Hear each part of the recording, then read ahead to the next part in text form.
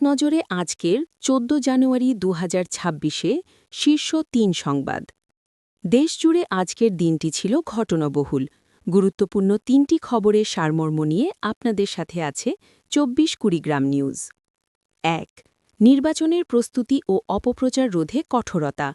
আগামী ১২ ফেব্রুয়ারি অনুষ্ঠিত হতে যাচ্ছে ত্রয়োদশ জাতীয় সংসদ নির্বাচন। প্রধান উপদেষ্টা অধ্যাপক মোহাম্মদ ইউনুস অপপ্রচার রোধে আন্তর্জাতিক সহায়তা চেয়েছেন। আগামী ২২ জানুয়ারি থেকে শুরু হচ্ছে ৮ লাখ ভোটগ্রহণ কর্মকর্তার প্রশিক্ষণ।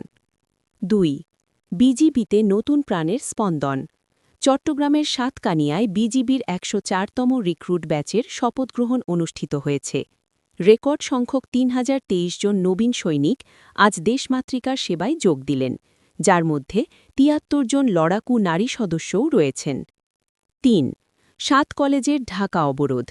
ঢাকা সেন্ট্রাল ইউনিভার্সিটি প্রতিষ্ঠার দাবিতে রাজধানী জুড়ে আন্দোলনে নেমেছে ৭ কলেজের শিক্ষার্থীরা। নীলক্ষেত ও তাঁতিবাজার মোড় অবরোধের ফলে সাধারণ মানুষের ভোগান্তি বাড়লেও শিক্ষার্থীরা তাদের দাবিতে অনড়। দেশ ও বিদেশের সর্বশেষ সংবাদ এবং আপনার এলাকার সব খবর সবার আগে পেতে ২৪ কুড়িগ্রাম নিউজের সাথেই থাকুন। বিস্তারিত পড়ুন আমাদের ওয়েবসাইটে www.24kurigramnews.com।